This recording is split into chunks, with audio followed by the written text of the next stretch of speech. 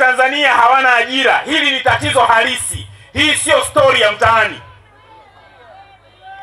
Vijana milioni 1 kila mwaka wanaingia kwenye soko la ajira.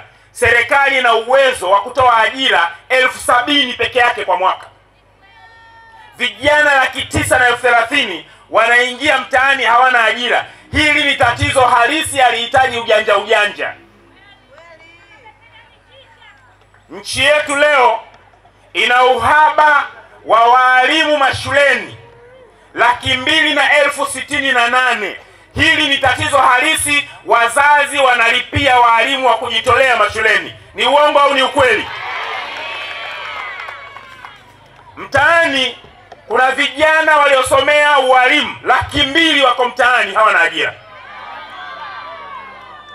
Serikali mwaka huu ilitangaza ajira 14,000 mwezi Januari.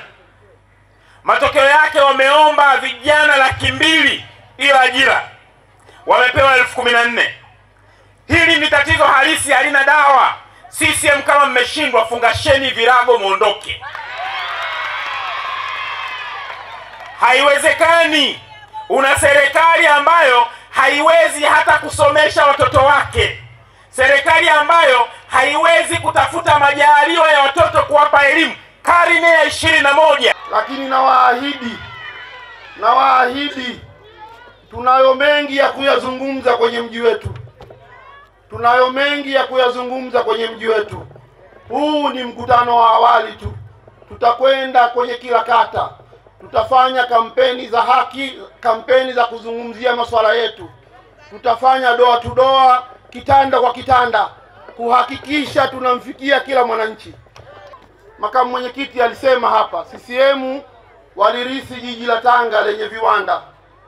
CCM walirisi jiji la Tanga lenye ajira.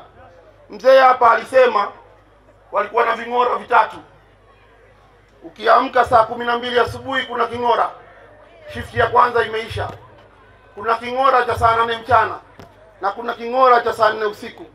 Leo mwavisikia? Kuna kiwanda mnachoweza kuajiriwa? Kuna bandari ya Tanga.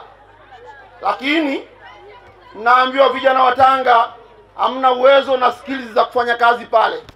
Wanaajiriwa wageni tu.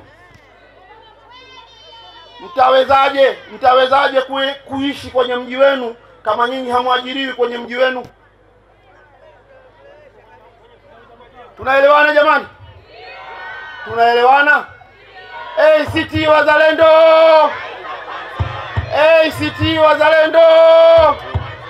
Usisahau kusubscribe YouTube channel yetu MP Online TV.